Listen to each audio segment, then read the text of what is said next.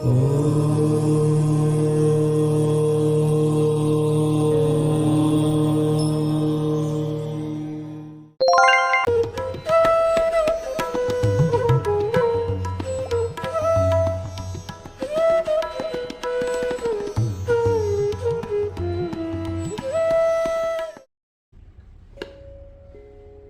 मित्रों, भारतीय समाज अपने आप में एक विभिन्न वर्णीय संरचना है, विचित्र संरचना है और कहीं ना कहीं एक सनातन संरचना है। इस समाज में पाश्चात्य प्रभाव से कई ऐसे वाद आए, कई ऐसी विचारधाराएं आई जिन्होंने न केवल सामाजिक संरचना को मजबूत किया बल्कि यथा समय, यथा काल और यथा सिद्धांत हमारी सामाजिक संरचना को तोड़ने का भी प्रयास किया।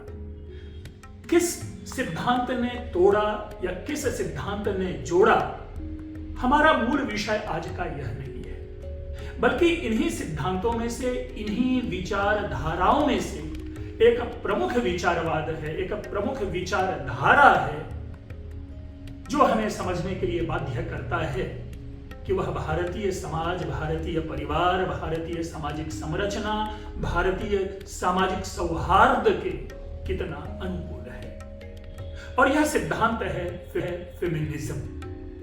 अगर इसका अनुवाद करें तो यह नारीवाद शब्द से अभिव्यक्त होता है। भारतीय साहित्यिक परंपरा, दार्शनिक परंपरा, राजनीतिक परंपरा या किसी और परंपरा में आज तक नारीवाद नामक शब्द का प्रयोग नहीं देखा गया।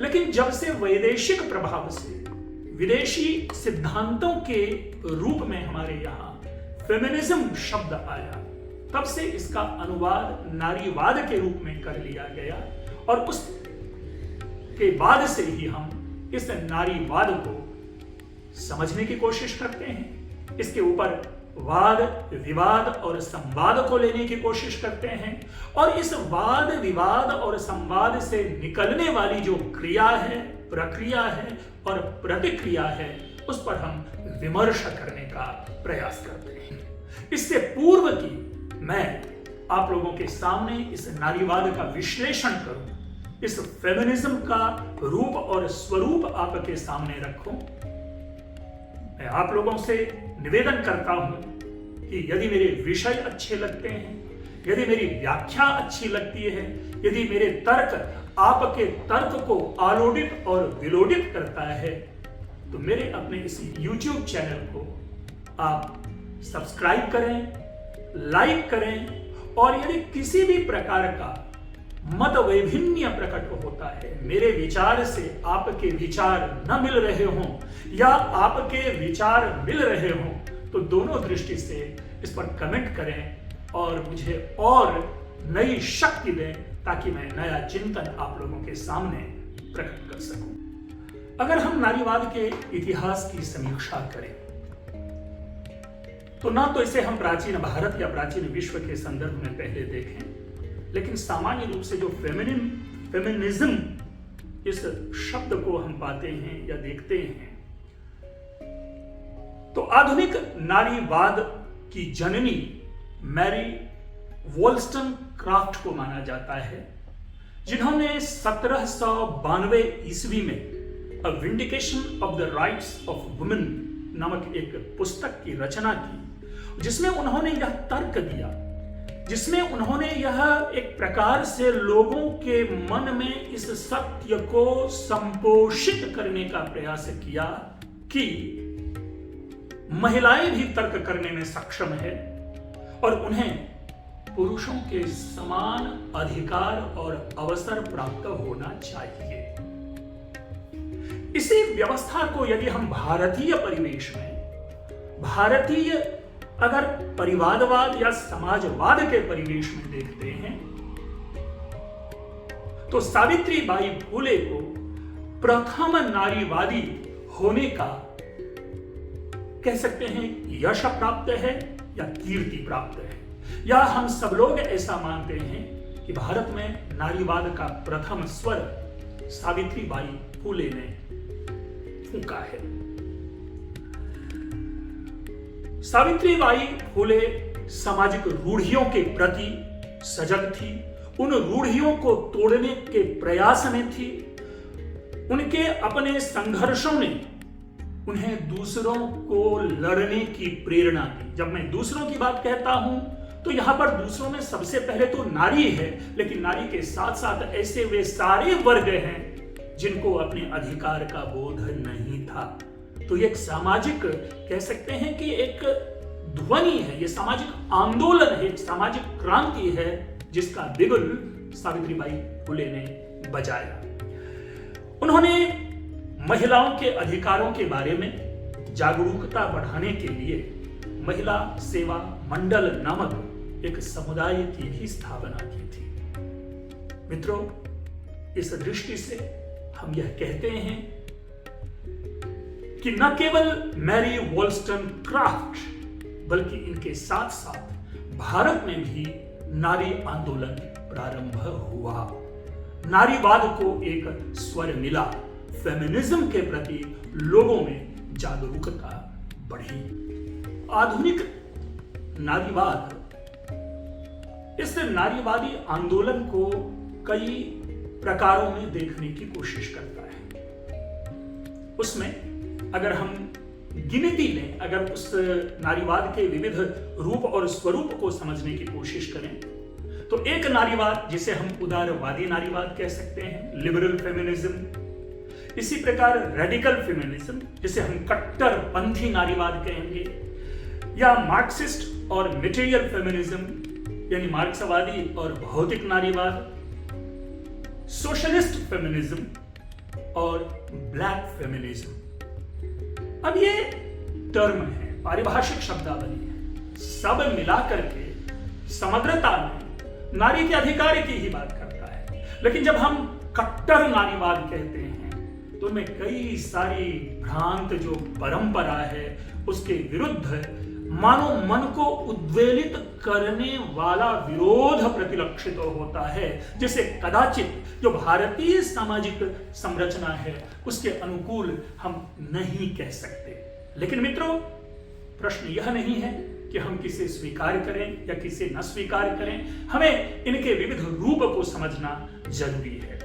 जैसा कि हमने अभी शुरू में कहा, जिसे हमने उदारवादी नारीवाद का स्वर दिया, यह उदारवादी नारीवाद इस बात का समर्थन करता है कि नारी एक तर्क संगत प्राणी है। जैसा कि वॉलस्टनक्राफ्ट ने अपने पुस्तक में लिखा था कि महिलाएं भी तर्क करने में सक्षम है, तो यह उदारवादी नारीवाद कदाचित उसी का परिणाम है। इस प्रकार उन्हें अपने सामाजिक, राजनीतिक, अर्थव्यवस्था को चुनने का पूरा अधिकार है। यह कानूनी सुधार के माध्यम से बतलाना चाहता है कि हमें समानता चाहिए, और वह समानता किसी क्रांति के माध्यम से नहीं चाहिए। इस रूप में उदारवादी नारीवाद की हम व्याख्या करते हैं। जो कट्टरपंथी नारीवाद है, जिसे हमने इंग्लिश में रेडिकल शब्द जिसके लिए प्रयोग करते हैं, इसका उद्देश्य कानूनी परिवर्तनों के माध्यम से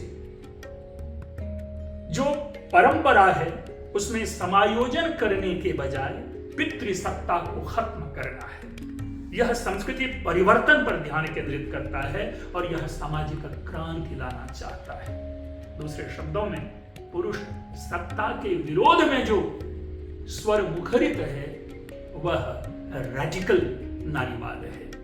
और इन अभी जिन जिन प्रकारों की मैंने चर्चा की उसके संदर्भ में मेरे लिए उससे भी व्यापक है समझना, जो कि जिसे कि हम ब्लैक फेमिनिज्म कहते हैं।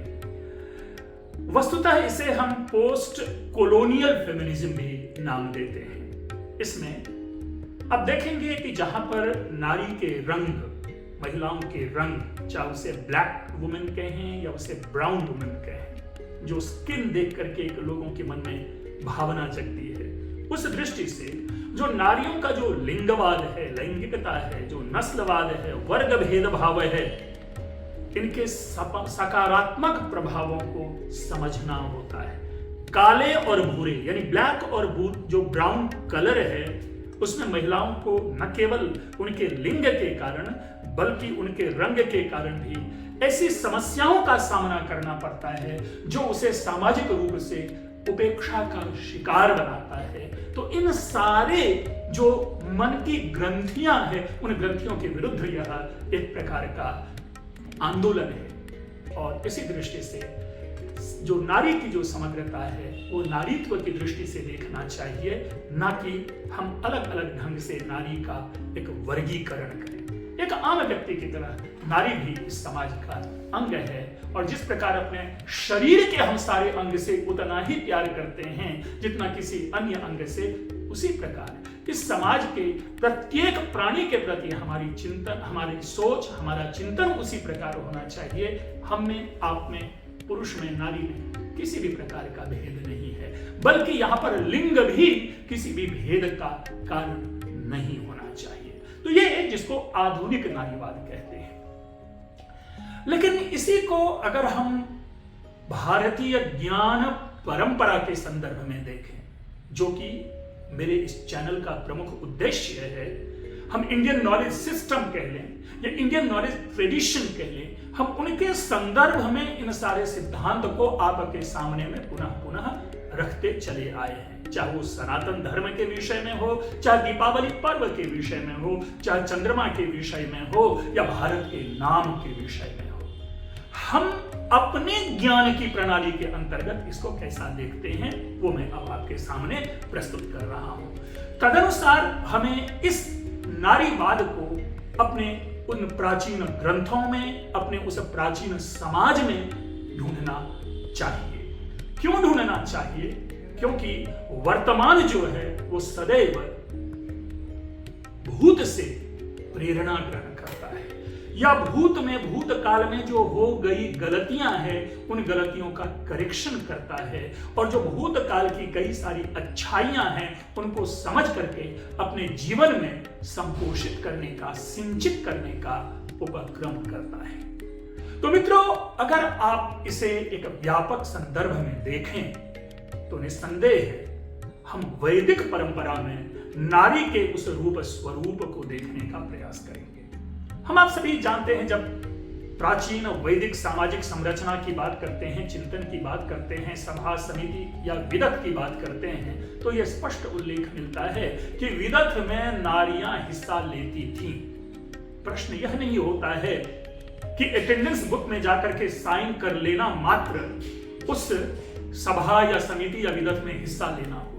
अगर नारियां हिस्सा लेती थी तो इसका मतलब नारी विषयक जितनी भी समस्याएं होती होंगी, चाहे वो नारी के अधिकार हो, चाहे वे नारी के कर्तव्य हो, चाहे नारी की अपेक्षा हो, चाहे नारी की उपेक्षा हो, चाहे नारी का सम्मान हो, चाहे नारी का अपमान हो, इन सारी चीजों का वहां पर समाधान ढूंढा जाता होगा। इसीलिए नारी का प्रतिनिधित्व होता था। दूसरे शब्दों में उस समय के सामाजिक संरचना में इस फेमिनिज्म या नारीवाद जैसे क्रांति की आवश्यकता नहीं थी, बल्कि समाज के हर अंगभूत सदस्य को अपने अधिकार की चर्चा करने का समान अवसर प्राप्त होता था और विदत इसका प्रमाण है। इसके बाद अगर हम आते हैं तो हमारे यहाँ एक रामायण, महाभारत और पौराणिक जो कथाएं हैं उनका एक समुच्चय प्राप्त होता है। अगर हम रामायण के संदर्भ में सीता को देखते हैं तो वाल्मीकि कृत रामायण में सीता कभी भी नारीवाद का प्रतीक बन करके हमारे सामने उपस्थित नहीं होती, बल्कि नारी का जो सर्वाधिक श्रेष्ठ रूप हो सकता है उसका एक प्रतीक बन करके सीता जरूर हमारे लिए सम्माननीय, आदरणीय या पूजनीय रूप में उपस्थित होती हैं। काश यदि सीता अपने उस अधिकार के प्रति सबके सामने स्वर मुखरित करती जो करना चाहिए, चाहे वो सीता परित्याग का अवसर आया हो, चाहे सीता हरण के समय का अवसर आया हो, चाहे रावण के वध के पश्चात राम और सीता के प्रथम मिलन का अवसर आया हो, ये ऐसे कई अवसर थे। वाल्मीकि सीता को वह स्वर दे सकते थे। तो नारीवाद के प्रतीक के रूप में हम लोग सीता को लेकर के नहीं चलते। अगर हम महाभारत के संदर्भ में इस नारीवाद की समग्रता को झांकने की कोशिश करें तो कदाचित पहला स्वर मुखरित होता है, जहां पर नारी के समर्थन में, नारी की भावना को लेकर के हम द्रौपदी को पाते हैं, जहां पर एक से एक श्रेष्ठ उस समय के समाज के व्यक्तित्व एक परिषद में उपस्थित हैं, चाहे वो भीष्म हो, चाहे वो द्रोण हो, चाहे वो कृपाचार्य हो, चाहे विदुर हो, और तथाकथित एक मौन और सारी बातों का समर्थन करने वाला पांडव हो, दुर्योधन हो या कर्ण हो, उन सब के समक्ष एक प्रकार का समाह्वान, एक प्रकार की चुनौती रखती है द्रौपदी। और यही कारण है कि द्रौपदी को भारतीय नारीवाद की जननी कहा जाना चाहिए। द्रौपदी प्रथम नारी है जिसने नारी को एक स्वर दिया है, नारी के अधिकार की बात की है, और वहां पर पुरुषों के किसी भी प्रकार की सत्ता को वह स्वीकार न करते हुए समस्त पुरुष समुदाय को चुनौती देती है कि इतने भरी सभा में एक नारी के प्रति ऐसा अन्याय क्यों। अभी कुछ दिन पूर्व जो जेएनयू की वाइस चांसलर हैं प्रोफेसर शांतिश्री धूलिपदे पंडित, उन्होंने एक सम्मेलन में, एक कॉन्फ्रेंस में स्पष्ट रूप से यह कहा था कि Draupadi as an early feminist, because of her fearlessness in confronting those who harmed her or her family. एक नारी चिंतन के माध्यम से एक नारी विशिष्ट को, अर्थात द्रौपदी को, स्पष्ट रूप से कहती हैं कि she was the first feminist.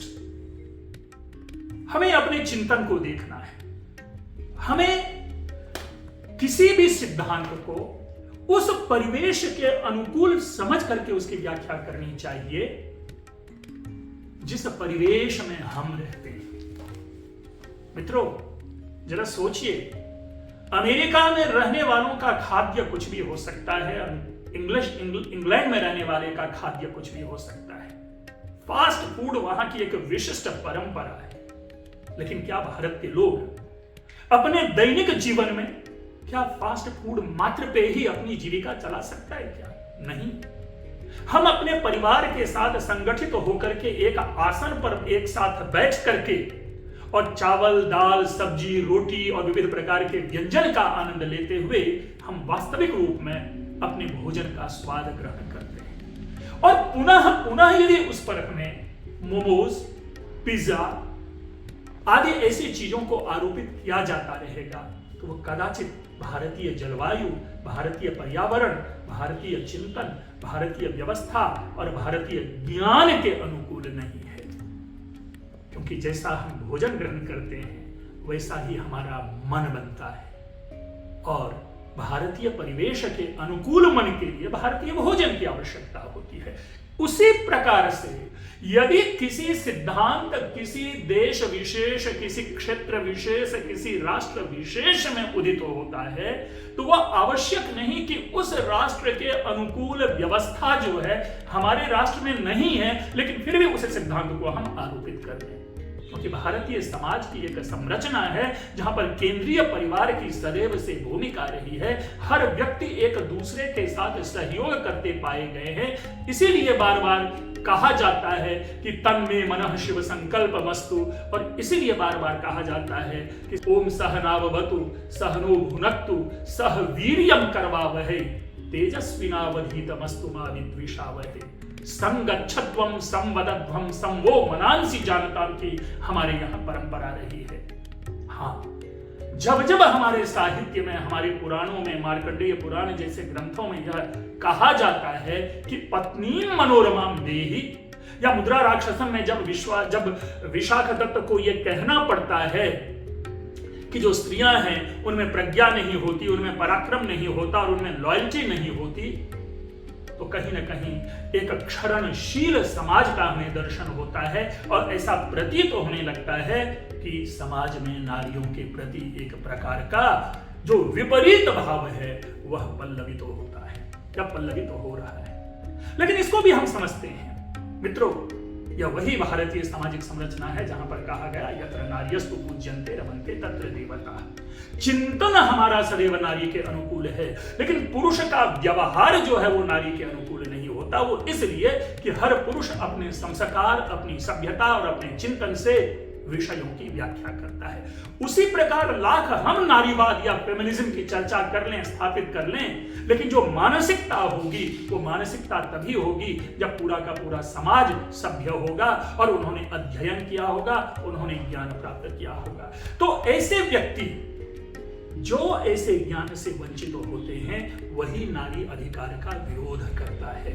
लेकिन चाहे भारतीय संविधान हो या भारतीय राजनीतिक व्यवस्था हो, पुनः पुनः यथाकाल यथा समय नारियों के अधिकार की बात करता रहा है और नारियों की अधिकार को सुरक्षित और संरक्षित करने का प्रयास करता रहा है। चाहे समानता का अधिकार का प्रवर्तन करने वाला भारतीय संविधान हो, लेकिन पुनरपि वहां पर नारी के लिए विशिष्ट अधिकार के लिए एक विशेष प्रकार का आरक्षण वह हमें देता है।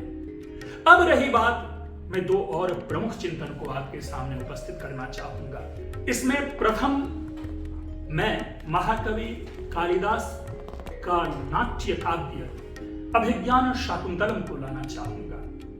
अभिज्ञान शाकुंतलम नाटक किसी भी प्रकार के परिचय की अपेक्षा नहीं रखता। हम और आप सामान्य रूप से जानते हैं कि यह दुष्यंत और शकुंतला की प्रणय गाथा है और दुर्वासा के शाप के कारण कुछ विघटन होता है और अंत में एक सुखद परिणति इस नाटक में देखी जाती है।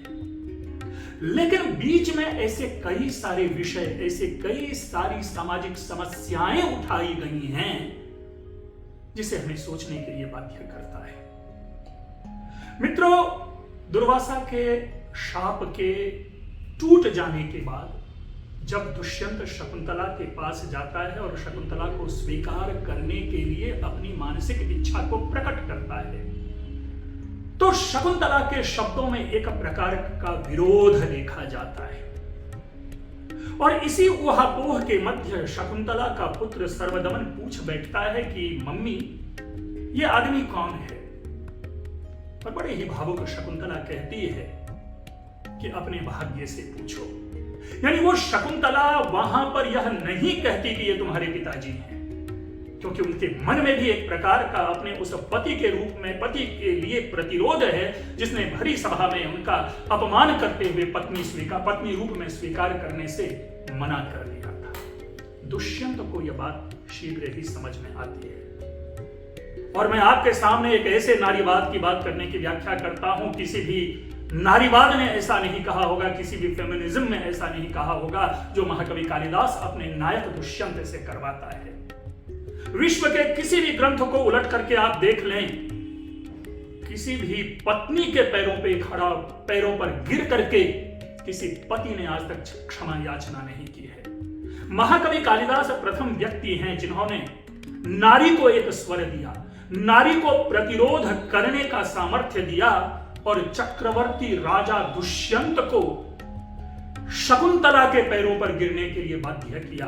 आप लोग छठे अंक में जाकर के पढ़ें, ब्रैकेट में लिखा होगा दुष्यंत के डायलॉग के सामने, शकुंतलायाः पादयोः प्रणिपत्य, अर्थात शकुंतला के पैरों पर गिर करके, प्रणिपत्य शब्द है गिर करके, शरण में जाकर के, और तब क्षमा याचना करता है। और दुष्यंत कहता है, हे सुतनु, ते हृदयात् प्रत्यादेश व्यलीकमपैतु, अर्थात तुम्हारे हृदय से मेरे प्रति यदि किसी भी प्रकार की दुर्भावना है तो प्लीज उसे हटा दो, उसको अपने मन से निकाल दो।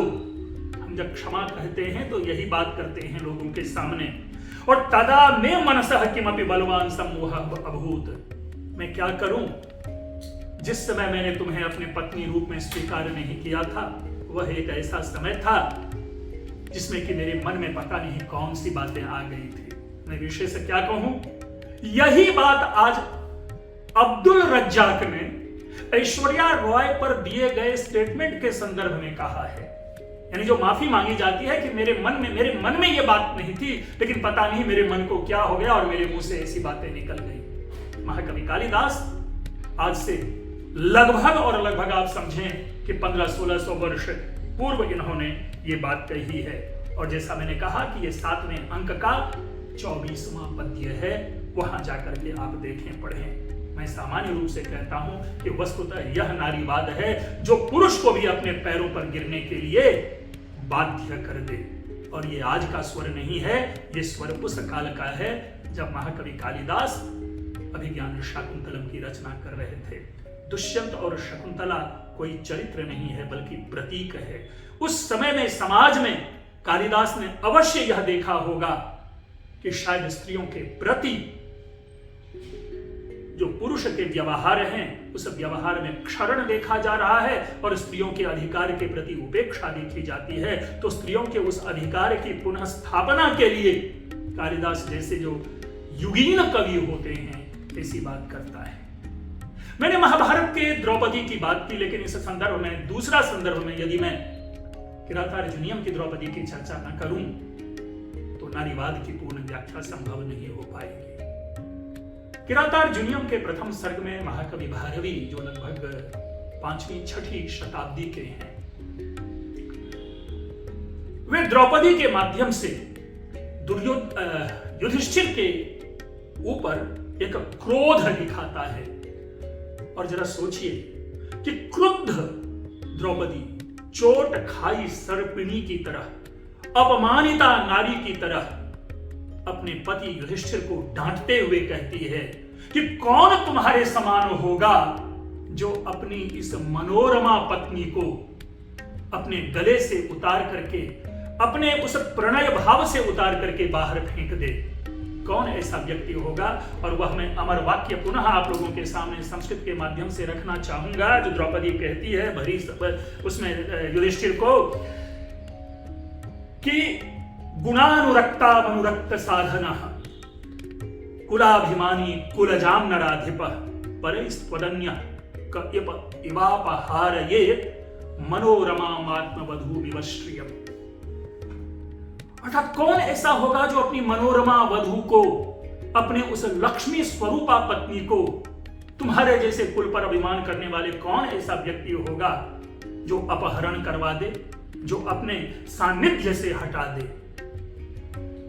नारियों को भी स्वर दिए गए हैं हमारे साहित्य में, नारियों को भी समान अधिकार दिया गया है हमारे साहित्य में।